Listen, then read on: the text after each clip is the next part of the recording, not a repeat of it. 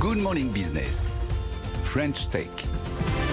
Et quel French Tech ce matin? C'est Monisnap avec Jean-Baptiste Bouvier, son cofondateur. Bonjour. Bonjour Christophe, bonjour Sandra, merci de me recevoir. Merci d'être avec nous ce matin parce que encore un nouveau pays dans l'escarcelle de cette French Tech, c'est le Royaume-Uni dans lequel vous allez lancer votre service de paiement. Alors un modèle assez simple en fait, 99 centimes pour virer de l'argent partout dans le monde, quel que soit le montant. Comment faites-vous? Exactement. Alors, il y a un peu plus de 3 ans, on s'est posé la question de comment aider les diasporas à répondre à la question suivante. Comment envoyer de l'argent à sa famille qui vit à l'étranger lorsqu'elle n'a pas de compte bancaire, ce qui est le cas de 80% des populations des pays émergents. Ouais. Pour y répondre, on a développé 2 solutions qui permettent de répondre à ce besoin-là. La première solution permet d'envoyer de l'argent qui va être retiré en espèces dans une agence partenaire.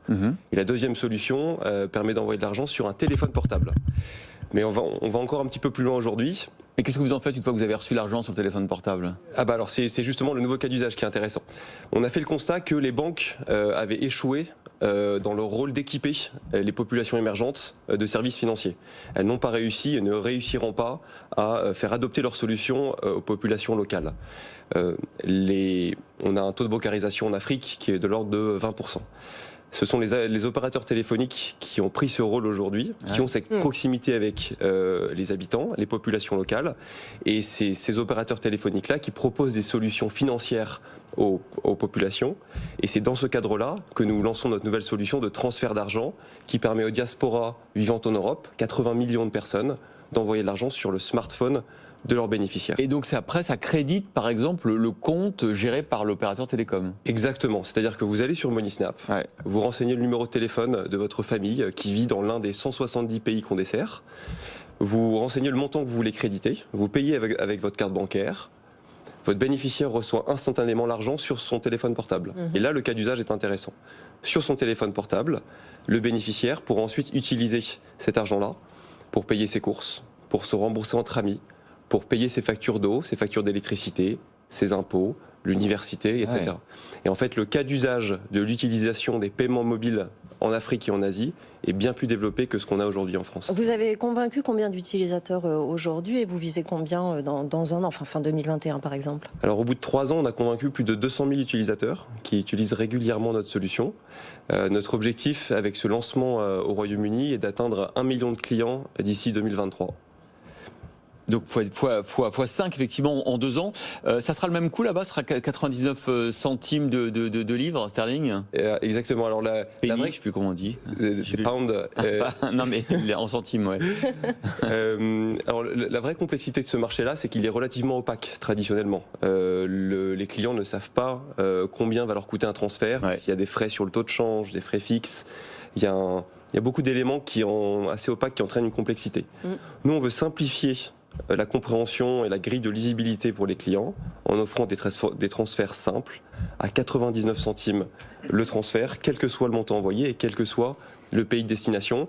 L'idée est d'aider et d'accompagner le client à mieux comprendre quelle est la vraie valeur ajoutée à utiliser Monisnap par rapport à une solution un peu plus traditionnelle. Pourquoi vous avez choisi le Royaume-Uni pour vous développer alors qu'il vient de sortir de l'Union européenne? C'est pas contradictoire?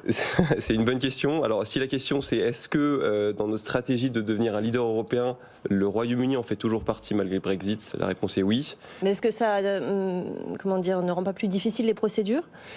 Alors les procédures sont relativement simples malgré tout. On est aidé par des avocats, par des cabinets qui nous aident à s'étendre sur place.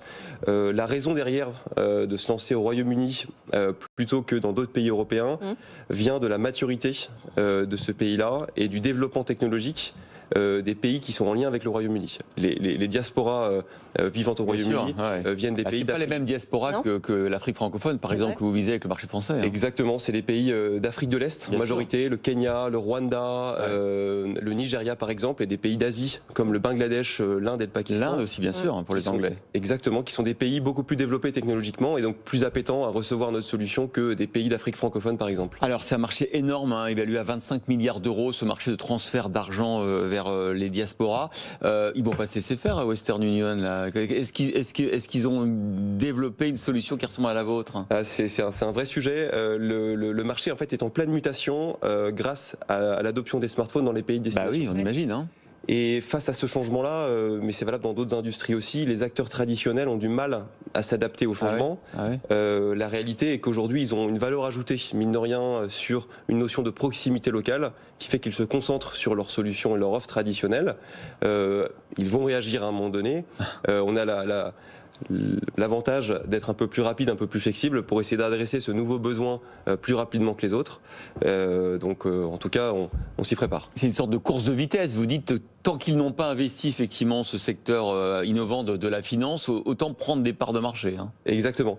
En fait, l'évolution des usages, elle est extrêmement rapide. On a eu la façon d'envoyer de l'argent depuis 100 ans, 150 ans, ça a toujours été, je dépose de l'argent dans une agence et mon bénéficiaire, entre 1 et 5 jours après, peut le retirer. Et construire en fait des atouts pour pouvoir répondre à ce besoin-là, ça met des années et des années.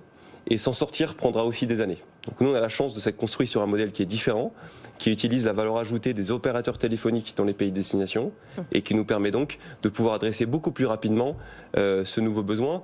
On estime aujourd'hui ces transferts-là sur mobile ne représentent que 5 à 10% des transferts au global.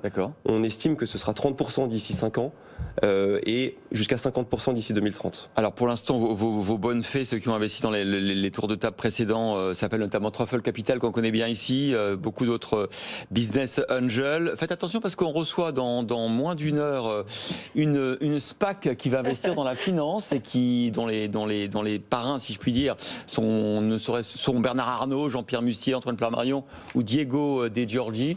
Peut-être qu'ils vont s'intéresser à vous. On sera ravis de les rencontrer. J'en doute pas. Merci. Merci beaucoup d'avoir été avec nous, Jean-Baptiste Bouvier, cofondateur de Moneysnap.